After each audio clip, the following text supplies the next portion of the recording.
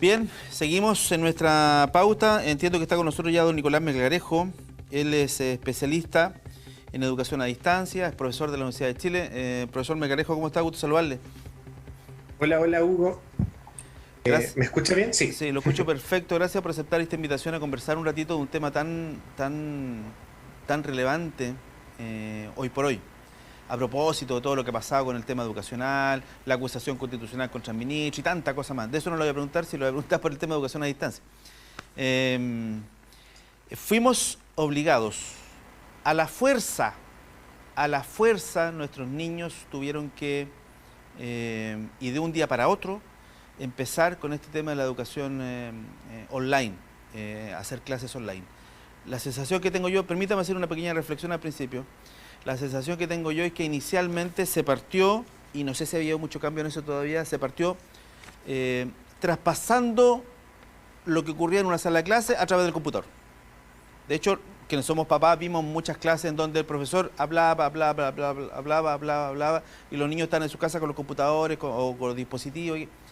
Pero tengo la sensación que no ha habido, o por lo menos no hubo en el principio, por razones obvias, por la premura del tiempo y todo eso, cambios, aplicación de metodología nueva para una educación online más funcional a través de esos aparatos. No sé si logré explicarme la idea, profesor. Sí, efectivamente, es lo más natural, ¿no? Cuando sabemos hacer las cosas de cierta manera, de manera tradicional, sobre todo en educación, que es netamente tradicional, eh, tendemos a tener esa inercia de mantener, intentar, de seguir Replicar, haciendo en el las fondo, cosas como se estaban haciendo antes. Así que replicar. efectivamente fue así. Exacto. Y también porque a nivel gubernamental no ha habido ningún intento de hacer una capacitación a los docentes, a las docentes, para implementar buenas prácticas de educación online.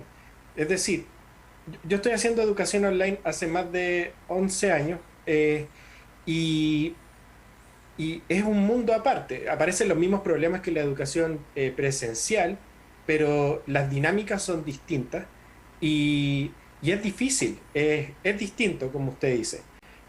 Tenemos que entender las distintas instancias de comunicación que tenemos gracias a la tecnología. Y esas no se implementaron en un principio. Se llevó todo a... Y también tiene que ver, yo creo, con algo de cómo se está haciendo la subvención, cómo se calcula el pago a los Mm, colegios y a los profesores, mm, de lo que necesitamos y lo que entendemos, imaginamos de los profes, es que los profes su trabajo es hacer clase. Y no es eso. Una parte del trabajo de los profes es hacer clase. Pero hay otras tareas que también tienen que realizar. ¿Y qué es lo que pasó en pandemia, sobre todo en un principio? Que la cantidad de horas asignadas a los profesores se volcó a clases a través de Zoom, Meet o cualquier otra plataforma. Y eso es muy desgastante, completamente innecesario tener tantas horas de clases o de actividades sincrónicas. mm. Así que efectivamente ese es un primer problema. Sí, es que claro, hemos ido un poco a golpe y porrazo, aprendiendo, descubriendo pequeños detalles, pequeños actos de comunicación que en una sala de clases funcionan normalmente, pero que ahora no funcionan. Cuando hablan dos personas, por ejemplo, en estas famosas plataformas no se escucha nada, digamos. O se tapan unos con otros, se dropean, no sé, en fin.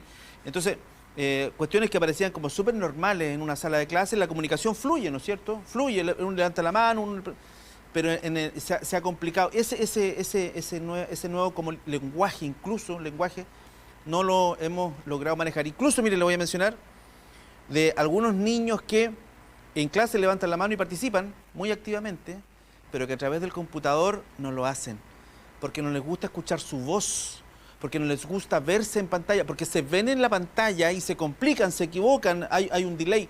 Entonces, esas cosas son complejas y efectivamente nadie nos ha enseñado a nosotros los papás a asesorar, a capacitar a los niños, digamos, a entrenar a los niños, ni a los profesores, ni a los niños tampoco. Entonces, estamos ahí un poco improvisando sobre la marcha, lo que evidentemente ha derivado en que no solo la calidad de los contenidos, sino que en el número de contenidos finalmente no estemos dando el ancho para que los niños aprendan lo que deberían aprender en el fondo.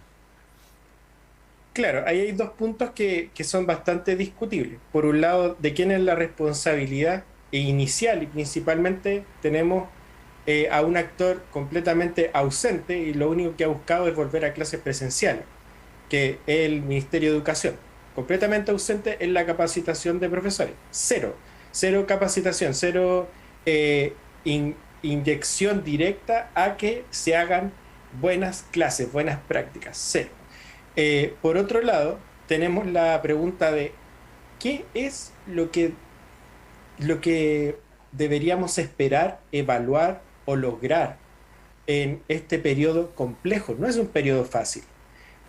Venimos desde el proceso del estallido social, luego pandemia, 2 años prácticamente. Entonces la salud de las personas no es la normal, la situación de emocional no es la normal, muchas personas hemos perdido familiares, entonces el pretender que tenemos que lograr los aprendizajes eh, griegos, por así decirlo, o sea, de la ciencia, de la matemática, porque sí, no tiene sentido. O sea, hay una base que es el bienestar de las personas. Y antes que los aprendizajes, entre comillas, no existe eso de perder los aprendizajes que dice el ministro. No existe. ¿Qué significa perder los aprendizajes? ¿Que ya nunca más los puedo aprender? No, había una planificación propiamente, por supuesto que estaba construida en un contexto habitual y que por supuesto no se puede lograr. Entonces la pregunta es, eh, ¿cuáles serán los aprendizajes que las mismas comunidades educativas pueden considerar como oportunas o necesarias para esta etapa? Eh, Hay muchas instancias a futuro y donde pueden seguir con su carrera educativa.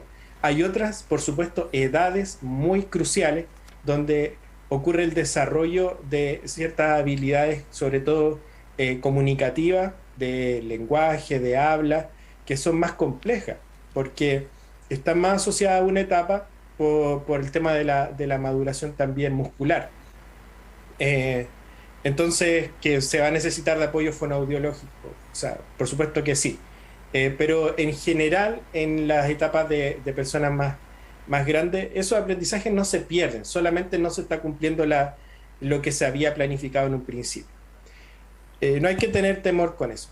Aparte, también nos invita esta pandemia a poner una pausa y poder ver qué beneficios, qué cosas se pueden implementar a nivel laboral desde el punto de vista de los docentes para disminuir el agobio. Pero se piensa que la educación online es como más light, más simple y es mucho más trabajo. Sí. El desarrollar una experiencia de aprendizaje online es mucho más trabajo y interdisciplinario, no depende de cada profesor. Y hoy día las profesoras han estado dando la pelea de manera como por su cuenta, con sus propios recursos, comprándose computadores, desgastándolos, adecuando sus casas para poder trabajar sin apoyo de ningún peso del gobierno. Es decir, no hay ningún bono que diga, oye, por todas las tablets que se compraron, los mismos profes, o las cámaras, los micrófonos, no hay nada de eso a nivel de dinero. Entonces digo que hay una intención clara de, por nada del mundo, validar los procesos de aprendizaje online, que por supuesto que tienen dificultades, pero tiene otra cosa por detrás. ¿Cómo se pagan las subvenciones? Las subvenciones se pagan por asistencia. Online, ¿quién está corroborando la asistencia de los estudiantes? Es posible que en estos 2 años tengamos colegios con asistencia 100%, con pasos de nivel del 100% de uno al otro. Y eso implica que el gobierno hoy día está pagando más subvención que nunca. Por supuesto que debe estar como con la desconfianza de decir, ¿es verdad que están llegando todos los estudiantes? Entonces, creo que una de las intenciones de volver a clase es por la manera en cómo se está pagando la subvención, de que quieren tener más control de eso, de la asistencia y del pago de subvenciones. Estamos hablando con Nicolás Melgarejo, profesor de Matemáticas y Física, egresado de la Universidad de Chile, especialista en educación online y en contenidos de la PDT, que es la prueba de transición. A propósito de la prueba de transición, se confirmó a Tirúa, esto al margen de la entrevista, pero se confirmó a Tirúa como sede para la prueba de transición universitaria. Quiero preguntarle sobre las famosas pruebas. Mucho se ha criticado el tema de las notas en el sistema de educación. Se ha criticado el tema de las tareas para la casa, ¿no es cierto? Que son muchas tareas. Se ha criticado el tema de las notas, de la manera que tenemos en Chile tradicionalmente de evaluar a los niños, a los estudiantes. Un 3 si no pasa, un 2, un 1, un 4, un 5. Se ha criticado mucho eso. Y resulta que de pronto en pandemia nos encontramos con que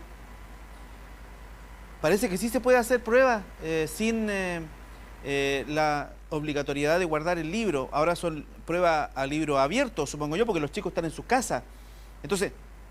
Entonces en el fondo, ¿qué cosas, qué circunstancias, qué hechos de los que hemos tenido que vivir en pandemia eventualmente van a quedar o se van a traspasar para las cosas positivas? Evidentemente se van a traspasar para el nuevo modelo educacional, que imagino irá a sufrir variaciones cuando volvamos en algún minuto a clases presenciales, que imagino en algún minuto tendremos que volver, supongo yo, no lo sé.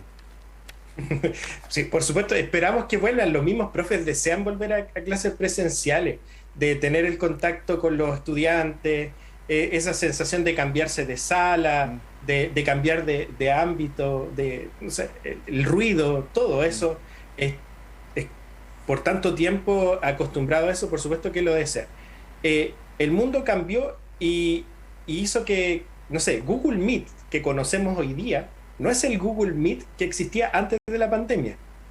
Tuvo que cambiar, tuvo que mejorar. Y así muchas herramientas que incluso eran hechas para profesores estaban muy mal construidas. Y ahora con este experimento obligado, como dices tú, de la pandemia, se utilizó, tuvimos más usuarios que nunca y tuvieron que mejorar. Todo eso va a ayudar a acelerar, ya aceleró en la transformación digital que estaba viviendo toda la industria, y en la educación estaba muy por fuera. Y por supuesto que estamos viviendo una transformación digital docente. Y en esa transformación digital docente van a haber actividades que antes se hacían de una manera y ahora las vamos a implementar con tecnología sí o sí. Yo creo que durante mucho tiempo no se va a aceptar más reuniones que podrían ser un mail o cierto tipo de actividades que hoy día ya los profes aprendieron a automatizar, a utilizar herramientas de trabajo colaborativo. Y también lo que tú dices sobre la crítica a la evaluación. ¿Realmente qué estamos evaluando?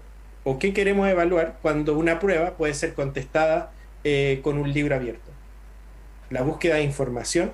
Podemos hacer evaluaciones y actividades más complejas que no puedan ser sujetos de una copia, como por ejemplo la creación de un proyecto. Un proyecto no se puede copiar. Claro. Tú lo tienes que construir, lo tienes que presentar.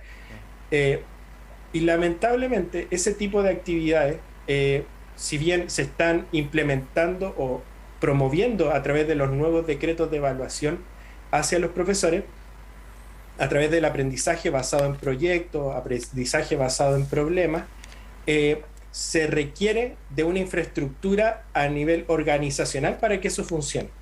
Porque como tú dices, requiere romper con el tema de la cantidad de notas que necesitamos al mes.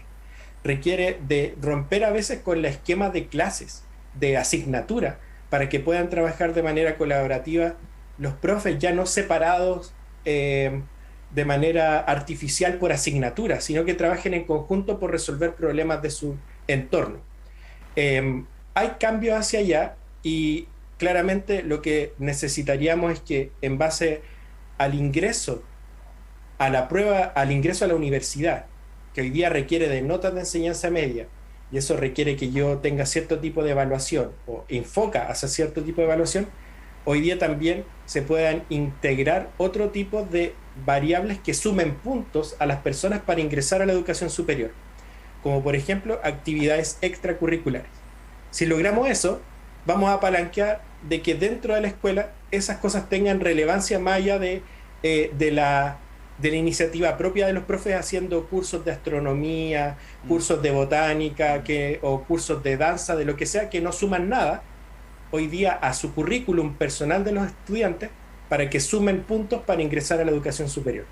Si se hace ese cambio de foco, va a ser un cambio hacia abajo, hacia los colegios. En el fondo es un cambio de paradigma, de modelos de enseñanza. Se me ocurre también eventualmente que los colegios pudiesen tener actividades en las comunidades donde están emplazadas. Muchas veces está el colegio y no hay ninguna relación del colegio con las comunidades que lo rodean. Entonces, se pueden hacer muchísimas cosas en temas medioambientales, se hacen pequeños talleres medioambientales dentro de los colegios, pero dentro del colegio, ¿por qué no salir un poquito del colegio y que eso eventualmente, efectivamente, tuviera una ponderación pequeña, tal vez no importa, pero una pequeña ponderación para ir cambiando el modelo? Me llamó mucho la atención, la otra vez le dieron una tarea a mi hijo y él tenía que preguntar sobre... Y yo creo que va un poquito la dirección que usted señala. Él tenía que preguntar o averiguar, investigar, en el fondo era eso, investigar sobre la ciudad de Concepción y lugares, por ejemplo, donde la gente se reunía para hacer vida social. O lugares, por ejemplo, donde la gente donde estaban los teatros antiguos de Concepción. Investigar, no aprenderse las cosas de memoria del libro, no que los griegos, los romanos, aprendemos mucho de Grecia y de Roma y poco de Chile, todo esto, pero bueno. Entonces...